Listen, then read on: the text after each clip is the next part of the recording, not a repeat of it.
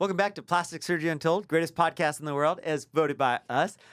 Super exciting topic today. We got our special guests here, Jenna and Monica, who you guys already know by now, and then of course our usual suspects. But today we're going to talk about Daxxify, and so something you guys probably heard us talk about a year or two ago when it was coming out, kind of hot news, hot press stuff. But now it's here. We've been using it. A few of us here have actually personally had it. So wanted to follow up because sometimes I feel like we talk about new exciting treatments and then you wonder where it went. So it's here and it's now. And so Gilbert, why don't you kick us off today? Talk us a little bit about Daxxify. Maybe for the few people, one or two people in the world who missed that episode, maybe let them know what it is, and then we'll jump into how it's going.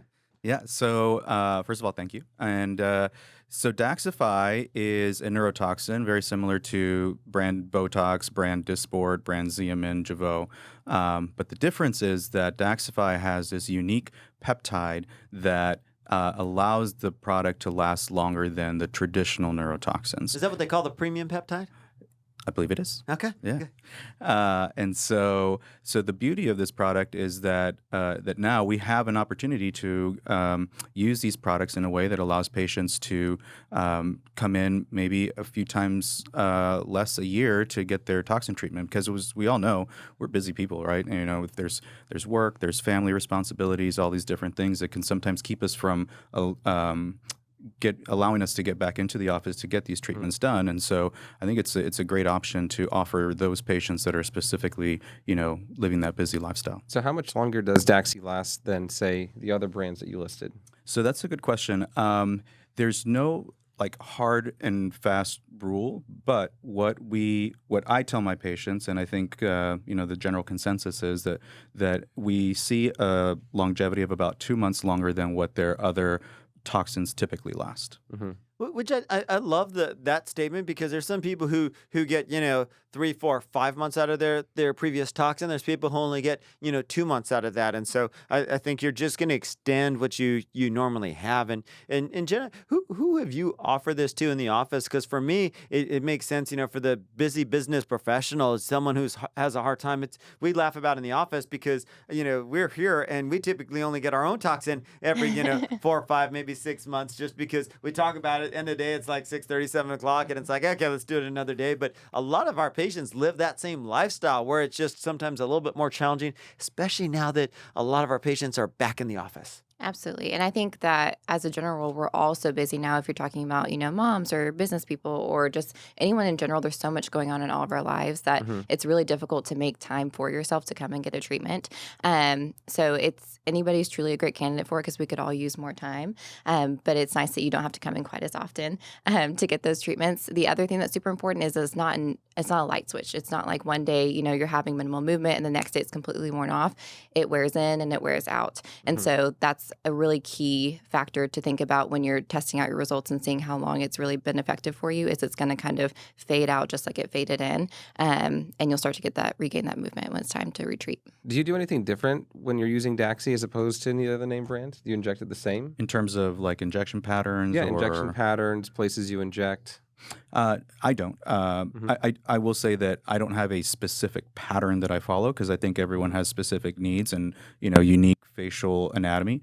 But I don't do anything different than I would using any other neurotoxin. Mm-hmm. Jenna talked a little bit about, it's not a light switch that comes on and off in terms of for Daxxi, but its onset is a little bit unique and something we've been a little pleasantly surprised, wouldn't you say? I would. Like Jenna said, it's not only gradual as it wears off, but it comes on maybe a little bit sooner than some of the other neurotoxins, but also kind of gradually as well. And so it's one of those things where it's really nice because you don't necessarily wake up one morning and the night before you had all these lines and furrows, and the next morning everything's gone. It's kind of very subtle, and so therefore it makes it a little bit easier for you to maybe hide that transition from friends, coworkers, family. What about that glow that people have been talking about? Daxxi Glow. To Gilbert's point earlier, it has that special peptide coating on it. So it gives you that really nice glow to the skin. And patients are coming in and they're noticing it. We can see it when they're sitting in the chair, but just gives you this beautiful glowing appearance to the skin. It's funny because I think, some that probably, and Daxxi doesn't say this, and there's no science per this, but if you really look at the history of Daxxi, right, this is something that's been in production for a long, long time, and initially was going to be a transcutaneous, a transdermal toxin that you could put superficially, could go through the skin, and I think some of those unique properties of this premium peptide that they designed to go through the skin has a little bit more of an effect on that skin, where it's funny because in the past with some of the toxins, to get the effect that you wanted, I would feel really heavy, really tight. And now I can get a good effect where I've decreased my movement, I got some longevity, but I don't feel that heaviness. I have a little bit more smoothness, a little bit of this, where without being overtreated, because especially in certain areas like Gilbert was talking about, you got to be a little careful because everybody's anatomy is a little bit different. And if you overtreat areas, sometimes you can't affect people's smile, their lips, a little few things like that. So I think there's a few cool properties that maybe we don't even completely uncovered yet that's unique about this premium peptide. Yeah, absolutely.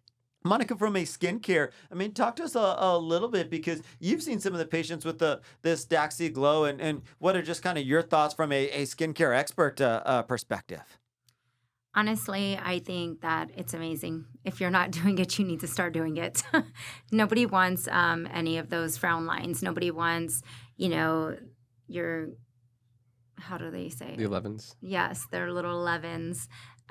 So I think it's important to have done and to talk with your injector about, your different options and whatnot. And I really love the fact how Jenna pointed out that Daxxi, it is not, one day to the next. You are going to slowly get there, so you're not going to go into shock. So it's subtle but effective, and I love that. And yes, when you incorporate it with some of our products, like your skincare regimen, it's just amazing. Oh, that's so important because it helps prevent wrinkles, doesn't stop them. And so that's where the skincare just gives that extra added push to it all. It's all synergistic. It all works together.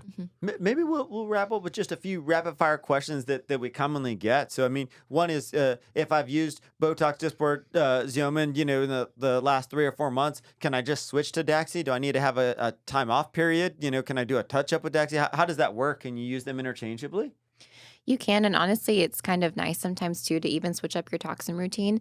But there's definitely no issues with trying a different neurotoxin. You may love it, or you may find that you prefer a different one, but it's always worth a try, and it may even help prevent some sort of resistance to the different brands of neurotoxin too. Gilbert, anything to add on that topic? I think I would personally take a different approach. I think I would let the product wear off, maybe give them a washout period of a couple of weeks before we treat it. I just think that might allow us to truly see what the difference is between the two different products, and allow the patient to really understand whether they truly like the Daxxify over their previous toxin or not.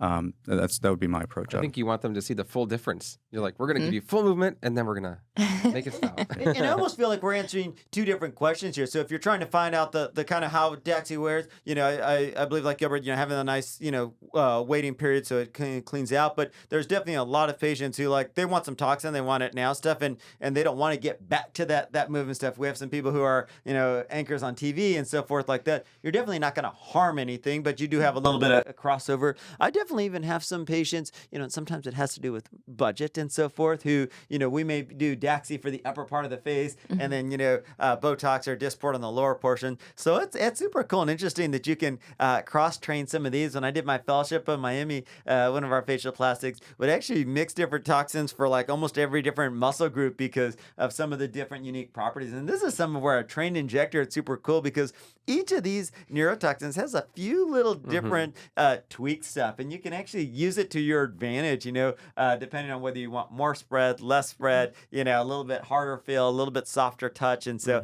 that is when it becomes super fun in my mind. Yeah, I agree. It's the art of some of these things that's super, super cool. What are some other common questions that some of your clients have about the toxins? I think probably the most common one is how long is it going to last, which we touched on earlier. But I think it's just really important to share with the patient that, it has been shown to last longer than their traditional neurotoxin. But in terms of how long it's going to last for them, I think it's going to vary. And we just need to make sure that the patient is fully aware of that, because we don't want to give them, a firm timeline and then they not meet those expectations, not be met. When did they come back for touch-ups? Do you still do touch-ups with Daxxi? So I'll always offer every single one of my injectable patients an opportunity to check back in at 2 weeks so that we can make any adjustments that are necessary. If they're happy with the results at that 2-week point, they don't necessarily have to come back, but I always offer it to them. I think one of the great things about Daxxi, at least at our practice, is when we're treating an area, we're not counting units necessarily. Mhm. You're treating the forehead or the eyes. And so we don't have to worry about that nitpicky, like, oh, did we use 5 units last time? Is it 5% more? You know, are we trying to get into the weeds sort of with that? You pay a price, you know that's what you paid, and you come back in for that touch-up and you're good. You know we're going to get you looking great and in a fabulous spot. I love the fact that our providers do the kind of optional 2-week touch up if we need to, because it's a couple things. One, if somebody goes, and especially now you're talking about Daxxi, and maybe they show up 6-9 months later for their next round of toxin, and they're like, I love 99% of it, but there was one little part where, and they're trying to describe it, you're trying to visualize it. That's really challenging for us. Two, we want our patients to be super, super happy. And like you mentioned at the very beginning, everybody's a little bit different. And so this is such an easy chance to get it just perfect for you. And what's perfect for all of us could be a little bit different. So I think that's really cool. And then with our cool EMR, we can take pictures, we can do stuff. Then we can get it just right. I know that you need, 52.178, units to get you just right. But we can tweak and do all of that. I think it's also, super important because everybody's a little bit different in the amount. And then also, unfortunately, as we age, what you needed 5 years ago may not be what you need now. Yep. And I think it's just a testament to, again, I think I said this in our last podcast, the APS difference, is that we want our patients to be absolutely happy. And anything that we can do to get them to that point, we're gonna work with them to make sure that they leave, our office, our practice, a happy patient. So I think any last comments, Jenna? Just another really common question we get about Daxxify is, what if I don't like it? And that's a concern with it being a potentially longer lasting neurotoxin. And so for me, typically, I just delve into that conversation a little bit more as far as if it's a first-time neurotoxin patient, if it's my first time treating them, if they're new to me or the practice, and if that's a big concern for them, I definitely think it's good to start with maybe a shorter acting one. And if they like the injection pattern, if they love those results, then you can continue with Daxxify next time. But that has been a concern as well that we've gotten. But it's been super rare that if somebody has something they don't like, it's not something that we can tweak, For And sure. so that tends to be extraordinarily rare. And I'll tell you the biggest downside with neurotoxins is just that you love it and you want to keep doing it. That's right. Well, I think this is fabulous because I think there's so many more options, and the nice thing about it is the providers are definitely willing to walk you through whether it's a good option for you or not, depending on your specific situation. I think it's super exciting that there's some new products on the market, and again, it may not be right for everyone, but it's nice to have some options out there for you. So that's super exciting, and appreciate you guys sharing your knowledge and your wisdoms of nuggets and a little Daxxi update for everyone. So thank you guys. Plastic Surgery Untold, greatest podcast in the world, is voted by us. We'll see you soon. Listen to us on iHeart, Spotify, Pandora, or you can see us on YouTube if you want. We'll see you guys. Bye. Bye.